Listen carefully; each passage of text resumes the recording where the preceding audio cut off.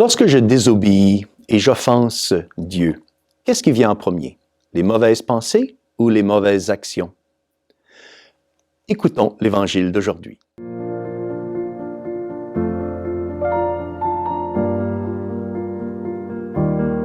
Salve Maria. Dans l'Évangile d'aujourd'hui, nous voyons le Seigneur en train d'enseigner au peuple. Ses enseignements, ses leçons sont dans le cadre du sermon sur la montagne. Alors écoutons la première leçon que le Seigneur nous donne aujourd'hui. L'Évangile est prise de Saint Matthieu, chapitre 5, versets 20 à 26. En ce temps-là, Jésus disait à ses disciples, « Je vous le dis, si votre justice ne surpasse pas celle des scribes et des pharisiens, vous n'entrerez pas dans le royaume des cieux. » Alors, quelle est cette justice que le Seigneur nous parle ici? Car c'est très important si nous voulons rentrer au royaume des cieux. Alors, la justice ici, c'est évidemment l'honnêteté, c'est l'intégrité, c'est d'être bon.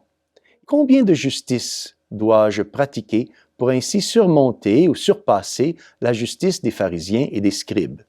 Eh bien, très peu, car la sainteté des scribes et des pharisiens se basait surtout et seulement sur les apparences, ce qui veut dire que les scribes et pharisiens n'étaient pas des saints.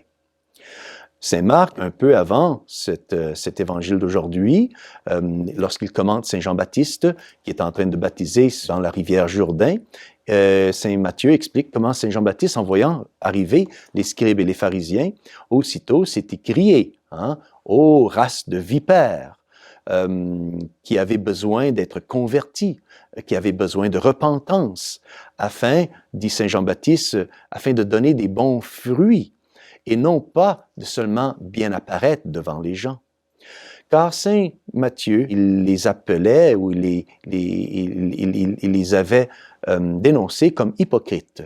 Surtout dans son chapitre numéro 23, Saint Matthieu dit que nous ne devons pas faire ce que les pharisiens enseignent, c'est-à-dire que nous devons faire ce que les pharisiens enseignent, mais pas faire ce qu'ils font. Le secret ici, c'est l'humilité.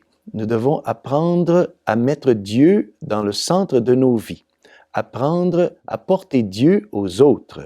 Nous devons apprendre donc à avoir une intégrité de vie, une honnêteté de vie, où il y a une harmonie entre ce que nous pensons et ce que nous faisons, de façon à avoir de pratiquer la justice, non pas seulement extérieurement, mais aussi intérieurement.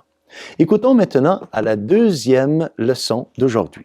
Le Seigneur dit, « Vous avez appris qu'il a été dit aux anciens, « Tu ne commettras pas de meurtre. » Eh bien, moi, je vous le dis, tout homme qui se met en colère contre son frère devra passer en jugement. Le Seigneur nous rappelle le 5e commandement de la loi de Moïse qui nous commande de ne pas tuer.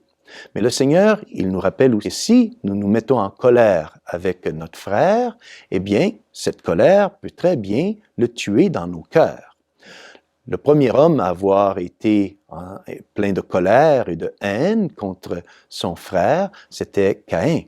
Caïn, éventuellement, était tellement plein de colère qu'il a fini par tuer son frère Abel.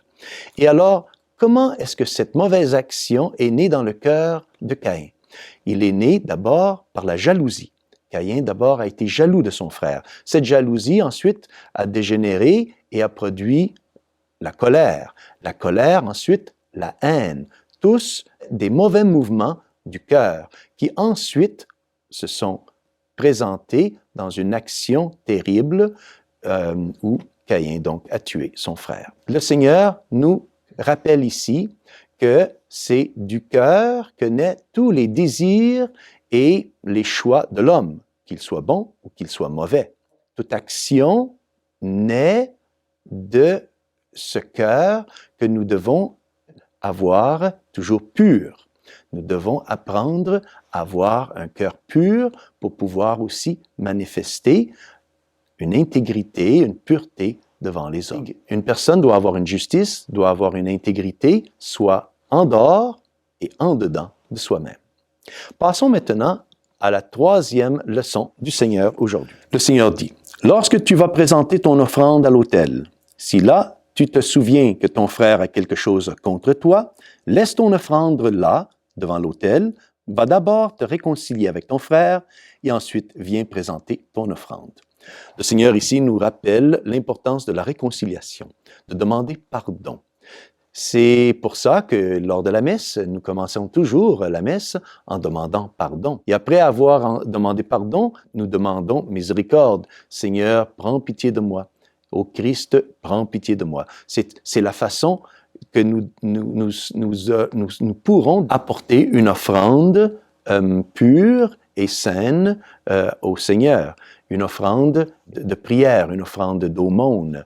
Alors c'est ainsi que nous allons pouvoir recevoir ce don du Seigneur, de son amour, en nous réconciliant avec lui. Nous sommes donc invités, en ce carême, de nous approcher de la confession, afin de nous réconcilier avec Dieu, mais aussi apprendre à demander pardon à notre prochain, et pour récupérer la paix dans nos cœurs.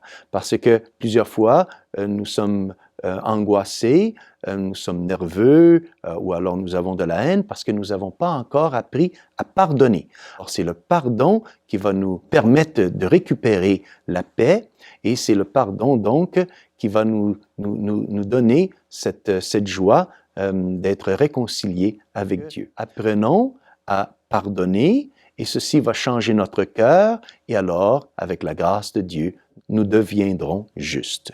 Et que Dieu Tout-Puissant vous bénisse, au nom du Père, du Fils et du Saint-Esprit. Amen. Salve Maria.